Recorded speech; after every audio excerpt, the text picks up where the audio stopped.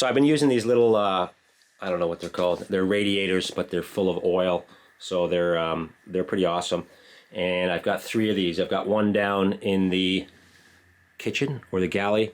I've got one here in the living room, and I've got one down there in the bedroom or cabin. And they're doing okay. The problem is with these things, I've got my power here.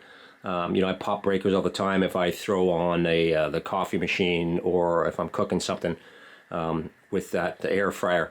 So I end up popping breakers. So I wanted something a little better, obviously, than these.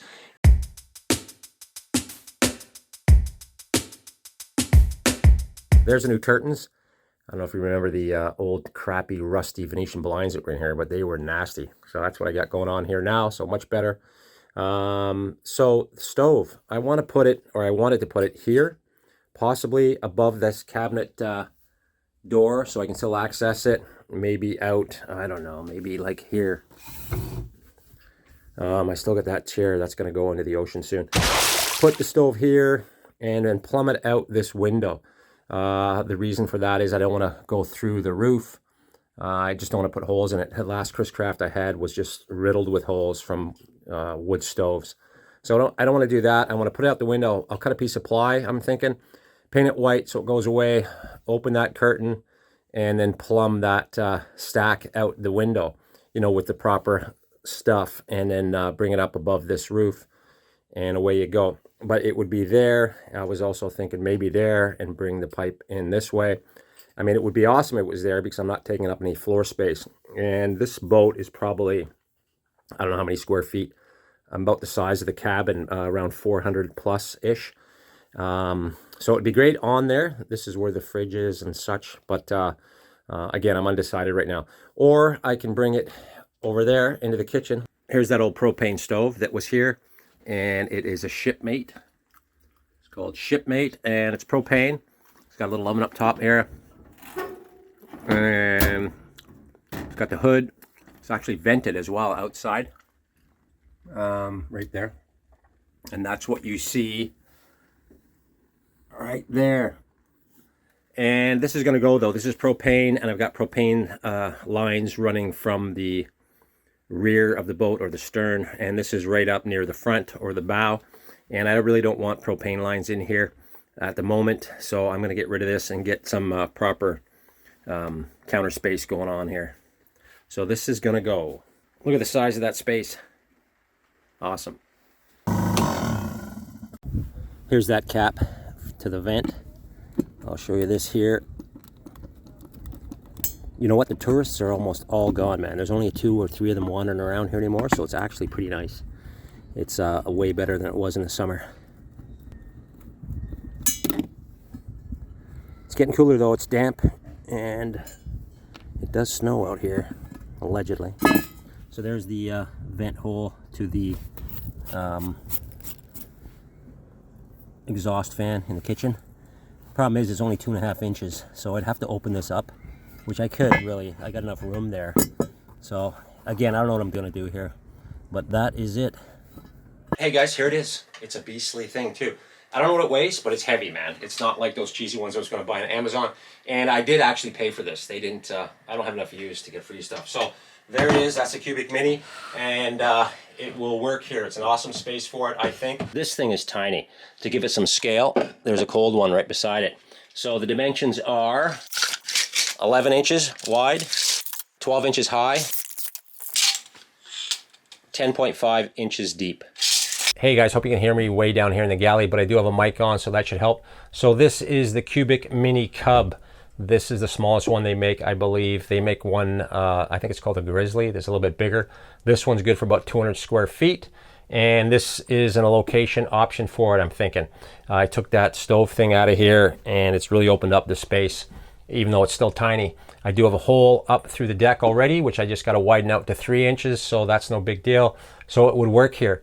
Again, I don't know if I want it here because it's, you know, all this counter space that I got, this real estate here. I can't really put anything beside this stove when it's rolling, so it's going to melt it or cook it or burn it, whatever. So that's kind of a problem, although it's good here because I've got this dinette behind me I can enjoy it from.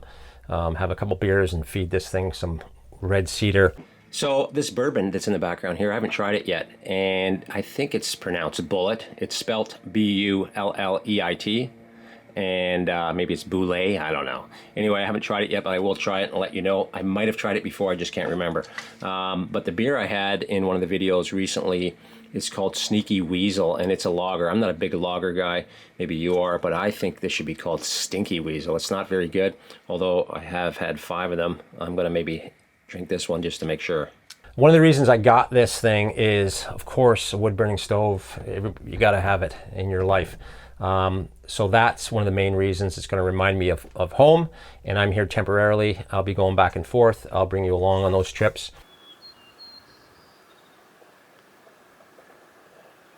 But you know what? To me, you got to have a wood-burning stove. Another huge factor is the condensation here is insane. The Pacific Northwest, you just walk outside, it hasn't rained for days, and the place is soaking wet. The humidity is crazy, 98%. So you want to try and dry the boat out. You're constantly fighting that in a boat. So this is going to help. This is going to help huge with that. Compared to a propane heater, the propane heaters just throw out more condensation, and I don't want to go there. That, and I don't want gas. I don't want any gas in the boat. Anyway, it wasn't even an option. I wasn't even really thinking about it. This is the way to go as far as I'm concerned. And actually, the guy that started this Cubic Mini thing up, the first one he made was for his boat. So it just makes sense to me. These little Cubic Mini stoves are really just a awesome stove. It's a real wood stove, just small. I can't believe how heavy these things are for what it is. So well made for sure. So here's your vent controls or your air controls, primary and secondary. And take a look at that. Yeah, hopefully you can see them opening up here. And so there's one and there's the other. I'll flip this around and show you that one as well. So those are your 2 main controls to adjust air intake. Here's the handle, of course, and it's a proper handle, so you're not going to burn your hands. Some of them aren't like this. Some of them are just a hunk of metal that you don't want to touch when this thing's on. And it just latches closed. I like the looks of this one. They make another one that's really, that's got a lot of bling on it. There's a lot of gold. It's really Elvis-y. This one is okay. I don't mind the gold too much.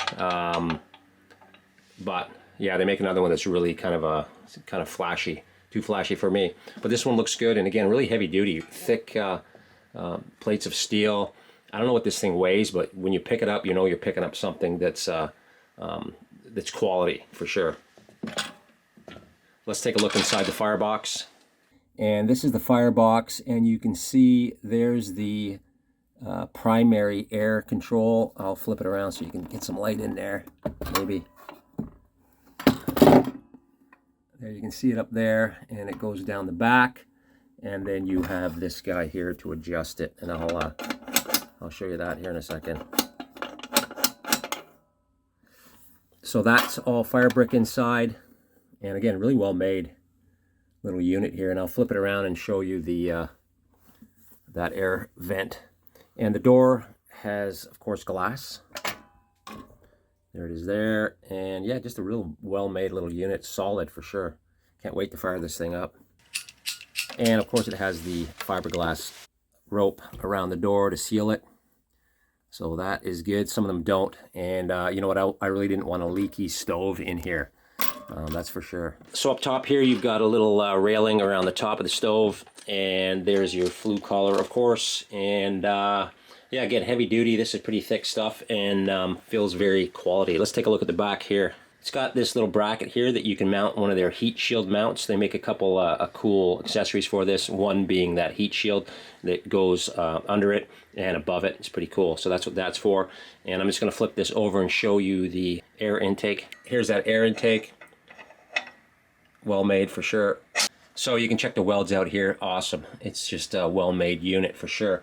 The steel is cut by laser, and the thickness ranges from 1/8 to 3/16 of an inch. So all the legs are pre-drilled, so you can bolt this down to whatever you're sitting it on top of, and that's a bonus too. This one is good for about 200 square feet, they say, which is perfect for this boat. The boat overall is around 400 and change, same as the cabin. Obviously, this is a lot smaller, but I just want to heat a couple rooms, and I can top up the other rooms with those little electric oil heaters. Another awesome thing about this is, you know, I don't have to have something plugged in all the time, sucking electricity and popping breakers. So that's a big deal. So I'm going to try and install this weekend, and I don't know what location yet, but you guys will find out soon enough, and I will post the video as soon as I can, as soon as I finish it up. But I'm going to get it installed this weekend and then get it going for you, suck on a beer, and stuff this thing full of Western red cedar and just enjoy it. So I'll keep you updated on that, and I'll talk to you soon. Thanks for watching.